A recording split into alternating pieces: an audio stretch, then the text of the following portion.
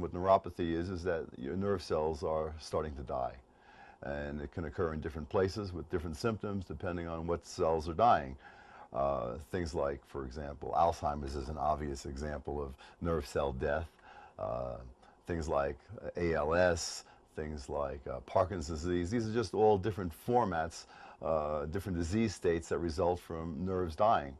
And our endocannabinoid system plays a very unique role in trying to protect us from various kinds of nerve cell death. So what's going on with the endocannabinoid system is that it's something that protects our nerves in general and helps promote nerve growth and nerve health and rewiring actually of your brain. You know, adults up until fairly recent past, it was believed that we no longer had the capacity to regenerate nerves. And what we now know is that we do have that capacity, but furthermore, what we know is that nerve regeneration in the brain is very much regulated by these marijuana-like compounds, these endocannabinoids. So we have a whole host of very important activities. The direct protection of nerves from dying, the promotion of regeneration, the promotion of learning, of relearning things is a very important biological effect of our endocannabinoid system. So what are the kinds of things that we can do to try and promote health in these areas? On the one hand, everybody should make sure they take in enough essential fatty acids. They're called essential because we can't make them. And certainly I would say one of the best sources for that is that we should be consuming hemp oil.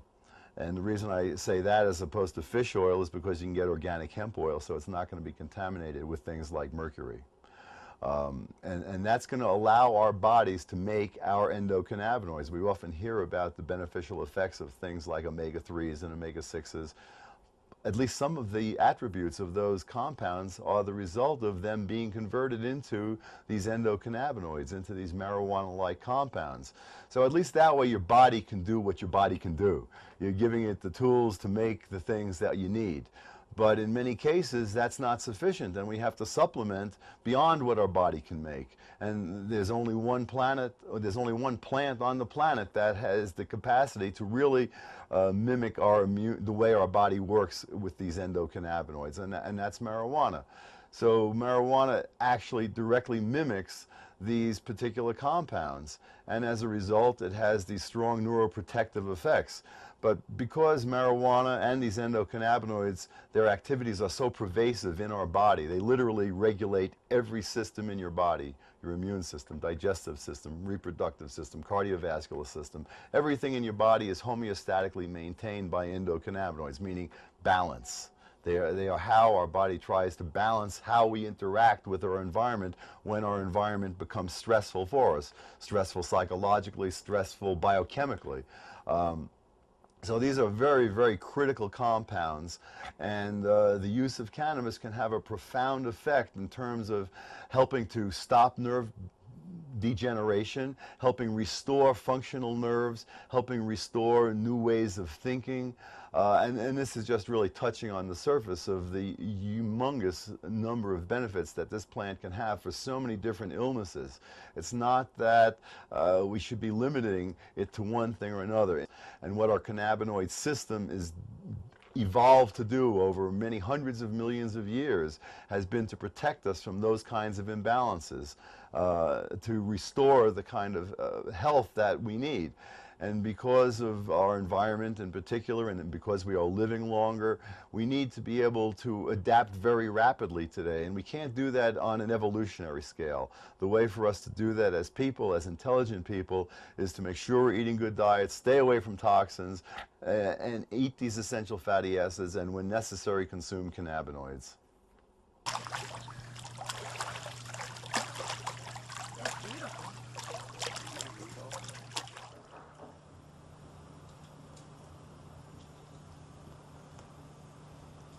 How often a day will you smoke, Kathy? I usually only smoke in the evening, but since I was nervous this morning, my throat is bothering me. And to calm the muscles, I'll just make a little bit of this, and then I'll be able to go in the pool. But if I took a muscle relaxer, I would have to go to bed. And that would be the end of her day. Beautiful sunny day that it is. And I would probably wake up crying. Because she didn't get to be out in the sun or in the pool exercising or living a normal life. And then I would not be able to sleep that night because I slept in the afternoon. So it really messes me up. And I truly believe that people right now that use insulin, that if they understood what I've gone through, just to make a point, if they were prescribed insulin now, they will never ever be given a hypodermic needle by this DEA. They will never give them the needle to use their medication. So the big thing is that I expect this. That is what upsets so many people. And I'm sorry if it upset you, but it keeps me happy and it keeps me alive. Thank you. No more. Sure.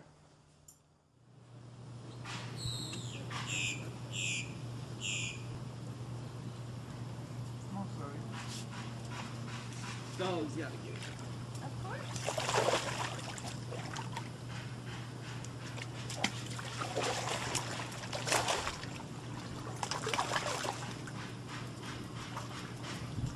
Oh, wait, you heard?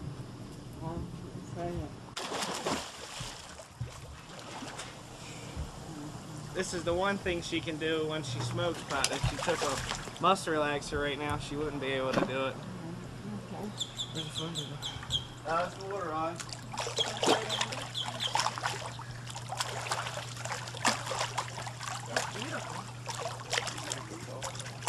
Like a fun do before, or like you will?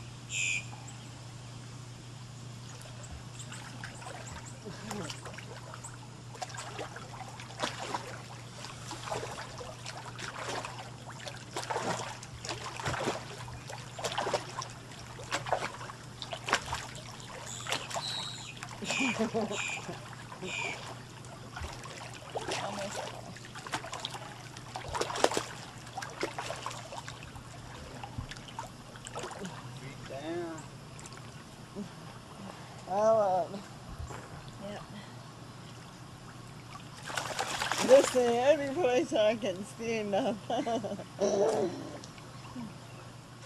This is what keeps my legs very strong.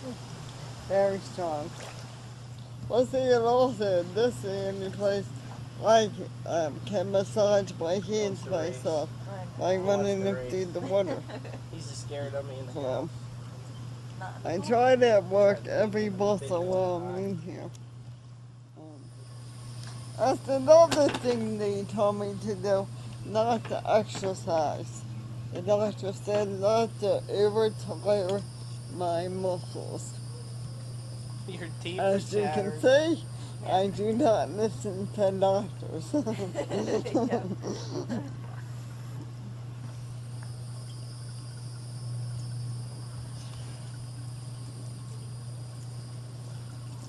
Oh, well, thank you.